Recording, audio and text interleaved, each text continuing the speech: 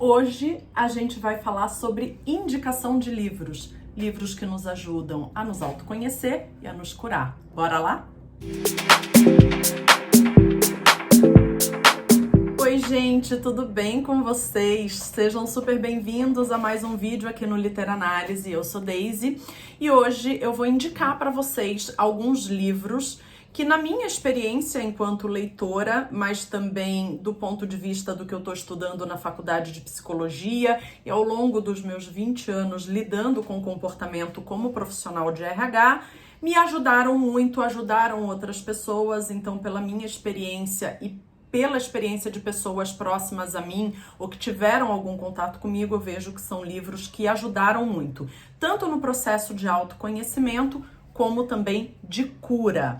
Então, eu quero hoje usar esse vídeo aqui, esse espaço, para compartilhar um pouco desses livros com vocês. Mas antes da gente começar, se você está chegando aqui agora, eu vou te convidar a ficar. Então, inscreva-se no canal, ativa o sininho de notificações, assim todo o conteúdo novo o YouTube entrega para você.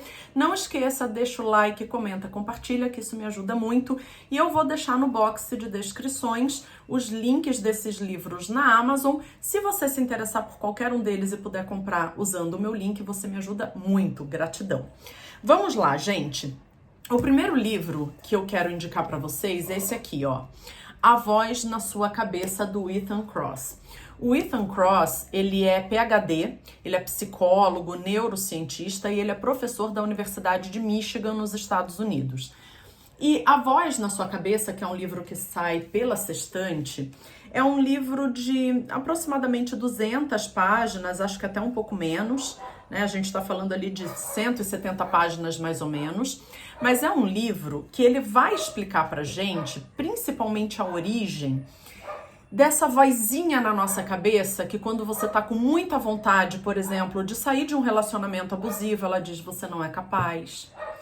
Que você, de repente, quer dar uma guinada na sua vida, na sua profissão, e ela diz assim: você nunca vai conseguir fazer esse negócio. Ai, mas eu tô querendo emagrecer, ou eu tô querendo ganhar peso, ganhar massa, tô querendo, sei lá, mudar alguma coisa em mim. Aquela vozinha diz: olha, eu acho que você vai falhar. Então, essa voz que parece que nos auto-sabota, mas que no final das contas, ela tá mais querendo nos proteger do que nos auto-sabotar, ela é uma voz que incomoda bastante e que muitas vezes mantém a gente numa zona de conforto, ainda que a gente não queira. Então, como compreender essa voz, como lidar com ela, como criar mecanismos da gente sair daquela ruminação, é tudo isso que o Ethan Kross vai abordar nesse livro aqui. Então fica super a minha dica para vocês. É um livro que na época que eu li, eu anotei muitas coisas, marquei com várias flagzinhas, porque de fato ele me ajudou muito a principalmente sair de um período em que eu tava com muitas ruminações internas. Então, fica a minha dica aqui para vocês, A Voz na Sua Cabeça, do Ethan Kross, que sai pela Sextante. Daí, saindo um pouco dessa linha de livros escritos por psicólogos, neurocientistas, médicos, eu queria trazer algo um pouco mais leve, mas que também fosse muito contundente no sentido de nos levar a refletir, de nos levar a olhar para nós mesmos. E aí eu fiquei pensando que eu não podia deixar de fora dessa lista algum livro da Andréa Pachá. E aí eu escolhi esse livro dela aqui para trazer. Ela tem um também, que agora eu esqueci o nome, eu vou deixar aqui em algum lugar para vocês, que fala sobre o fim da vida. A Andréa Pachá é juíza de direito, então ela vai contando pra gente aqui de algumas causas que ela acompanhou. Se eu não me engano, durante muito tempo ela trabalha ainda na vara da família, e ali ela vai encontrar de tudo, né? Filhos que dizem que estão querendo proteger os pais e aí querem tirar o direito desses pais administrarem o próprio dinheiro porque já estão velhinhos e aí querem namorar de novo. Que loucura, imagina um senhor de 80 anos querer namorar. Esse tipo de coisa. Mas aqui, na Vida Não É Justa, mais especificamente, a Andréa Pachá, ela vai falar dessa experiência dela lidando com causas familiares e os absurdos que aparecem ali. Por exemplo, absurdos, mas também não tão absurdos assim, porque quando a gente fala de família, a gente tem que pensar que pode ser marido e mulher, pode ser filhos e pais, pode ter uma amplitude um pouco maior, né? E, na verdade, ninguém vive sozinho. Embora a gente esteja hoje numa comunidade, numa sociedade que, até por uma questão do capitalismo, tenta colocar na gente esse sentimento de que eu posso tudo de forma individual, o que a gente vê na clínica, gente, é uma coisa totalmente diferente. A maioria das pessoas chegam na clínica para reclamar de dificuldades com o outro. Seja com esse outro que eu convivo no trabalho, seja com esse outro que eu convivo na minha família, seja com esse outro com quem eventualmente eu tento ter algum relacionamento amoroso, com a gente mesmo, com frustrações da vida. Então, grande maioria, mas não só, como eu disse para vocês, não só, mas grande maioria do que as pessoas vão para terapia é para lidar sobre a relação delas com o outro que está tendo algum tipo de desencontro, algum tipo de dificuldade. Então, quando a gente lê sobre isso, eu acho que de uma certa forma traz identificação, traz também absurdos da gente dizer assim, nossa, pelo menos a minha família não é desse jeito, a gente não vai até aí. Ou ainda, se em algum momento for, o que é possível ser feito, até onde os afetos e os relacionamentos levam as pessoas. E daí a Andréa Pachá, ela tem esse livro que sai pela Intrínseca, né? Acho que todos os livros dela saem pela Intrínseca. Um livro que tem 220 páginas, em que ela traz crônicas. Então, crônicas dessas situações que ela vivencia enquanto juíza. Por exemplo, na página 133, a gente tem um texto, são textos curtos, de no máximo 2, 3 páginas, 4 páginas, sei lá, no máximo. E aí ela coloca, mas eu amo aquele homem. Então, assim, é uma situação de divórcio em que uma das partes ainda ama. O que se faz com isso? E aí, para outras coisas, né? Por exemplo, liberdade ainda que tardia. Então, um senhor bem mais velho que vai se sentir ali liberto depois de uma vida em que ele teve que trabalhar, pagar conta, criar filho, ser um bom marido. E num determinado momento, ainda que velhinho, ele descobre uma liberdade. E aí talvez os filhos não entendam esse sentimento e queiram podar. Como que faz? Então, assim, o livro da Andréa Pachá é um livro em que tem momentos que a gente vai dar risada, vai ter momentos que a gente vai querer chorar, mas dificilmente você vai sair desse texto sem se identificar. Então, esse é um ponto importante. E ele vai tratar das relações, principalmente das relações familiares. O próximo livro é um livro que eu fiquei pensando um certo tempo se eu indicaria ou não, se caberia aqui essa indicação. Por quê? Porque é um livro que, de um certo modo, a gente pode pensar que ele é feito para psicólogos e psicoterapeutas, mas que, na minha opinião, não é esse o caso. E que o autor, na época em que publicou o livro, também pensou que ele ia se direcionar somente para esse público mais restrito, profissionais que trabalham com a psique. E ele se surpreendeu que o livro ajudou e continua ajudando, na minha opinião, as mais diversas pessoas. Então a gente está falando aqui do Tornar-se Pessoa, do Carl Rogers, que sai pela Martins Fontes. Então, o Carl Rogers, ele trabalhou fortemente com psicologia. A gente estuda muito Carl Rogers na faculdade quando a gente vai falar de humanismo. E esse livro aqui foi um dos mais importantes na obra dele. Então eu vou até ler um pedacinho aqui da introdução que diz o seguinte, olha. A publicação em 1961 de Tornar-se Pessoa trouxe a Carl Rogers um inesperado reconhecimento nacional.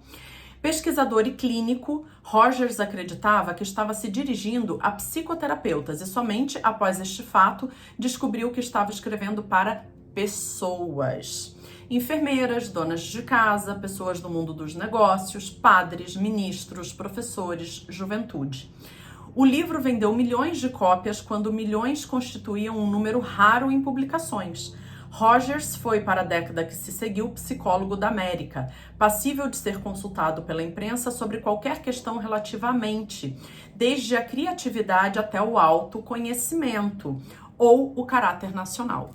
Então, nesse livro aqui, a gente vai encontrar muita coisa que a gente pode, para além de um texto mais técnico, e a leitura não é difícil, tá, gente? Então, não pensem que vocês vão chegar nesse livro aqui com um texto mega difícil, que vocês não vão entender nada, porque não é isso. Ele é até bastante poético em alguns momentos. Então, olha, na primeira parte, ele vai falar sobre este sou eu. Então, como que a gente se identifica? Na segunda parte, como poderei ajudar os outros? Na terceira parte, o processo de tornar-se pessoa. E aí você vai pensar, poxa, eu nasci, já não sou uma pessoa? Não. A gente tem um processo que nos ajuda a tornar pessoa, que é a vida. E aí a gente vai ter na quarta parte, aí uma parte talvez um pouco mais filosófica, né? Uma filosofia da pessoa. Depois, a observação dos fatos, o papel da investigação e psicoterapia, quais são as implicações para a vida, enfim, então assim, como que você usa tudo isso para um processo de aprendizagem, para um processo de autoconhecimento, para um processo de relacionar-se consigo mesmo e com o próximo. Então, gente, fica super a minha dica aqui. Claro, não é um livro que você vai ler tão rápido como, por exemplo, esse aqui, ou como por exemplo, este livro aqui. Mas é um livro que, embora ele vá exigir de você um pouquinho mais de tempo, ele não é um livro mega difícil. E a gente tem aqui um dos maiores psicólogos dos Estados Unidos, humanista, falando do que é tornar-se pessoa. Então, fica super a dica. E aí, gente, na sequência, eu tenho 3 livros aqui de psicanalistas. Então, para quem ainda não sabe, eu tô fazendo a faculdade de psicologia. Embora dentro do meu período de 20 anos trabalhando em RH, com recrutamento e seleção e treinamento e desenvolvimento, eu tenha trabalhado muito com a questão comportamental, em algum dado momento ficou muito claro para mim, pela minha experiência de vida e atendendo pessoas como coach de carreira, como consultora de carreira, que só mudar comportamento às vezes não muda o jogo. Que a gente precisa olhar de forma mais profunda para algumas questões, ou a gente parece que fica patinando a vida inteira. E muito disso, na minha percepção pelo menos, parte da forma como a gente olha e encara a gente mesmo e como a gente interage com os outros e também como a gente narrativiza a vida. Então, a psicanálise faz todo sentido para mim e eu já escolhi, embora eu esteja aí adentrando o 2º ano de psicologia, que é pela psicanálise que eu vou seguir. E aí eu fui num evento bem recente, eu vou deixar algumas fotos aqui para vocês, lá no Teatro Gazeta, na Paulista, onde eu conheci uma pessoa, gente, que eu amo e que eu falo, eu queria que ele fosse meu professor, que é o Christian Dunker. E eu tenho vários livros dele, e aí eu comprei esse que eu ainda não tinha, A Arte de Amar, uma anatomia de afetos, emoções e sentimentos. Na verdade, esse livro aqui é baseado num curso do Dunker que ele fez lá na Casa do Saber e que eu assisti, se eu não me engano, eu fiz esse curso em 2019 ou 2020, mas acabou que eu não tinha o livro aqui em casa e aí eu comprei e comecei a relê-lo. É um livro que ele vai falar, gente, para além do amor romântico. Eu até fiz uma colinha aqui pelo seguinte: quando a gente fala assim, a arte de amar, você pode dizer, Daisy, eu já quebrei tanto a cara, eu não quero mais saber de amor. Agora eu vou fazer só por mim. Só que a gente tem essa tendência de pensar no amor somente romântico. Mas a gente tem pelo menos 4 formas de amor, que é o amor sensual, eros, o amor na amizade, filia, o amor familiar, storge, e o amor divino, ágape. E é sobre isso que ele vai tratar aqui com uma linguagem que não tem nada de cabeçuda, muito acessível e com uma profundidade que poucas vezes a gente vê. Esse livro aqui sai pela Record, é um livro que dá 200 páginas mais ou menos, em que o Chris Dunker ele vai falar exatamente sobre os afetos, como que a gente sente esses afetos no contato com a gente mesmo e com os outros, e como isso impacta, inclusive, a narrativa que a gente faz da nossa vida, e como a partir daí depende uma série de coisas que a gente vai sentir ou não. Então, gente, fica super a minha dica desse livro aqui e de outros do Dunker. Qualquer livro, e tem vários livros do Dunker no Kindle Unlimited, qualquer um deles que você for, vai dar boa. Tem alguns só que precisa talvez de um pouco mais de conhecimento técnico, mas esse aqui não é um deles. Por fim, eu vou falar de 2 livros da mesma autora. E esses são livros que eu já tinha lido no Kindle, só que eu queria fazer uma série de anotações aí, gente, eu sou meio burrica, porque eu não sei fazer anotação direito no Kindle, enfim. E aí eu falei, cara, eu quero esses livros no físico para eu poder ler, sentir, escrever.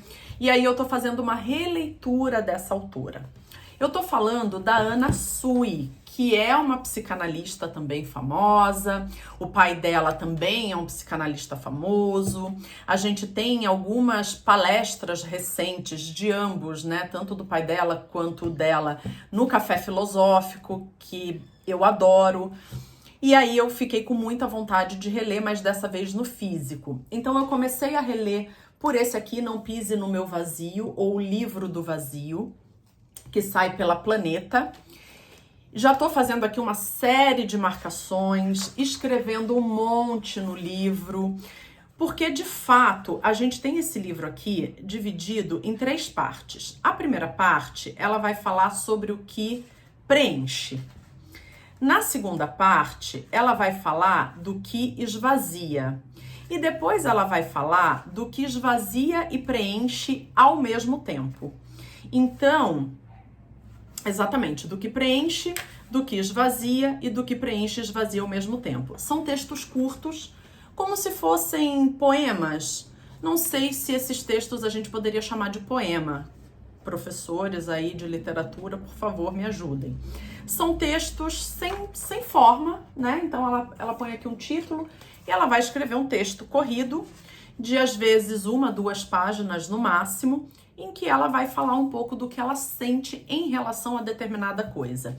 E aí eu vou ler um desses textos para vocês, porque ele é mais curto e foi um texto que mexeu comigo. Então, vamos lá. É logo o primeiro. Buracos. Era uma menina cheia de buracos tampados. A mãe enfiava a linha na agulha e fazia um nó na ponta. Enfiava a agulha numa narina e tirava pela outra. Enfiava a agulha na ponta da língua e depois no olho direito dela. Então passava a agulha pelo olho esquerdo e o ligava ao lábio superior. Aí pensava que a menina sentia dor, coitadinha, e era assaltada por um desejo irresistível de se conectar com a criança para sentir a dor dela. Já se sabia conectada pela alma, mas a alma ela não podia ver, então ligava o ponto do lábio inferior da menina ao seu próprio lábio superior e costurava buraco por buraco seu aos buracos por buracos dela. E assim ela renovava o cordão umbilical que um dia as uniu, e assim elas não tinham buracos que não fossem possíveis de serem tampados. Um buraco que está sempre tampado ainda seria um buraco? Então, gente, esse é um livro que vai tratar dessa questão do vazio que a gente sente ainda que a gente esteja dentro de uma relação de amizade, de uma relação amorosa. Em algum dado momento esse vazio aparece. E como que a gente lida com ele e muitas vezes a gente acha que não é normal sentir e é super normal.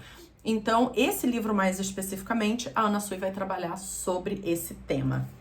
E aí o outro livro da Anna Sui, que eu super indico, ele ainda tá no plástico, porque eu li no Kindle e não vou relê-lo agora, então eu deixo no plástico. É um livro que sai pela Paidós, que é um selo da Planeta, que chama A Gente Mira no Amor e Acerta na Solidão. Como que a gente tem essa esperança de, a partir do momento que eu tenho o outro, seja na amizade, no amor romântico, na família, enfim, eu fico com aquela sensação de que eu não vou me sentir sozinho ou sozinha.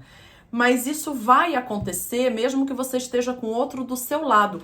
Você aí já esteve num monte assim... Gente, eu lembro que uma vez eu tive essa sensação assim muito forte, eu tava no ônibus. E ônibus em São Paulo é lotado, né? Então aquela multidão de gente e eu me sentindo totalmente sozinha.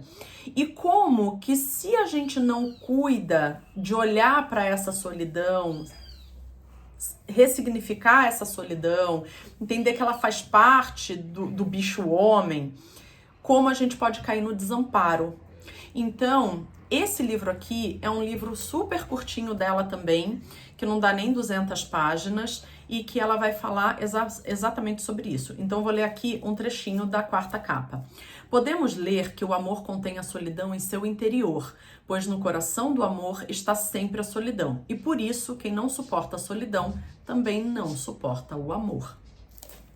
Então, gente, é isso. Eram esses os livros que eu tinha separado para indicar para vocês. Acho que são livros que nos levam a nos conhecer melhor a partir do momento que a gente tem contato ali com questões, sentimentos, afetos, situações que a gente provavelmente já vivenciou, ou pode vivenciar, ou conhece alguém que vivenciou, e como que isso desperta na gente algo que nos faz olhar para a gente mesmo com mais carinho, para o outro também com mais compreensão, e como que a partir desse autoconhecimento e dessa certa empatia que os textos geram na gente, a gente pode iniciar ou avançar num processo de cura.